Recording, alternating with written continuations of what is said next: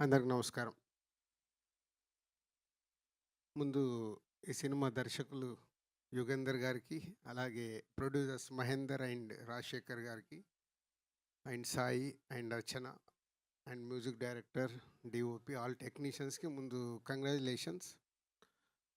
క్రిస్మస్కు 5 సినిమాలు రిలీజ్ అయితే 5 సినిమాల్లో సక్సెస్గా నిలబడడం అంత ఈజీ కాదు. సో అలా సక్సెస్గా నిలబడినందుకు ముందు ఓల్డ్ టీమ్కి,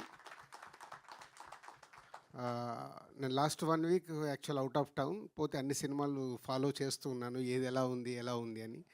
దాంట్లో శంబాలకు 100% మార్క్స్ పడడం, మంచి అప్రిషియేషన్ రావడం, అలాగే సక్సెస్ఫుల్గా నిలబడడం హ్యాపీ థింగ్. ఎందుకంటే ఆదికి 25th ఫిలిం అంట. సో 25th ఫిలిం సక్సెస్ రావడం అనేది ఈజ్ ఎ గుడ్ థింగ్. పోతే కమ్బ్యాక్ అంటున్నావు, ఆయన సీనియర్ కాదు, ఇంకా జూనియర్. సీనియర్స్ సక్సెస్లో వెనకబడి వచ్చినప్పుడు వాళ్ళని కమ్బ్యాక్ అనాలి. సో కరెక్షన్ చేసుకోండి, ఎందుకంటే ఇంకా చాలా ఉంది. ఇంకా 40 ఏళ్ళు పని చేస్తాడు, అలా నాన్న 50 ఏళ్ళు కంప్లీట్ చేశాడు, అది ఇంకా మినిమం 40 years కంప్లీట్ చేయాలి. సో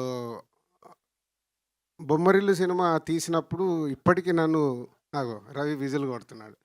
సో బొమ్మరిల్లు ఫాదర్ గురించి తీశారు అని చాలా ఫ్యామిలీస్లో 20 years బ్యాక్ తీసిన సినిమా చాలా చేంజెస్ తీసుకొచ్చింది. నిజంగా బొమ్మరిల్లు 2 తీయాల్సి వస్తే సాయి కుమార్ గారు ఆది వాళ్ళ స్టోరీ పెట్టి తీయాలి. అంటే ఒక కొడుకు గురించి, కొడుకు సక్సెస్ గురించి ఒక తండ్రి పడే తపన అది మామూలుది కాదు. సో దానికే సాయి కుమార్ గారు అంటే బ్యాక్ బోన్. అంటే కొడుకు యాక్ట్ చేస్తే ఆ సినిమాలో పని చేసిన మీ అందరికీ బ్యాక్ బోన్ అయ్యాడు, కొడుకు ఒక్కడికి కాదు, సో హోల్ సినిమాకి.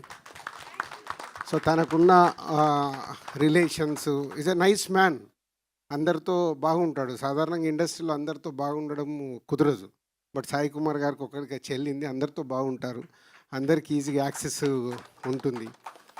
సో అలాగే నాకు మార్నింగ్ చూస్తే బ్రేక్ఫాస్ట్ చేస్తున్న టింగ్ అని మెసేజ్ వచ్చింది. సో అన్ని నేను ప్రోమో, ఇది లాంగ్ బ్యాక్, దీని ప్రోమో ఫస్ట్ రిలీజ్ అయినప్పుడు సాయి కుమార్ గారు పంపించినప్పుడు చూసినప్పుడే చెప్పా all the best, is looking good అని.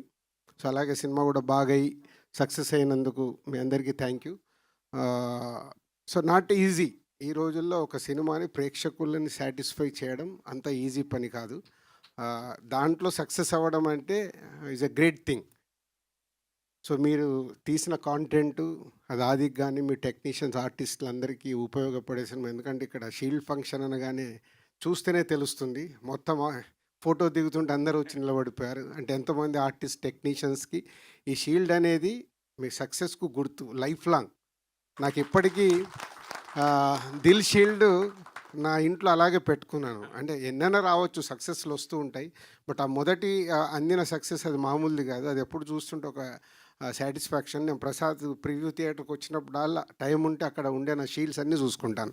అంటే ఒకసారి మెమోరీస్, ఆ షీల్డ్స్తో దొరికే మెమోరీస్ అవి లైఫ్లో రేపటిది మర్చిపోతూ ఉంటాము, కానీ షీల్డ్ మన కళ్ళ ముందు ఉంటే ఆ సినిమా ఎప్పుడు మనకు గుర్తుంటుంది. అదే ఈ shield function. So congratulations and all the best. Thank you so much sir, thank you very much. I think ఆది గారు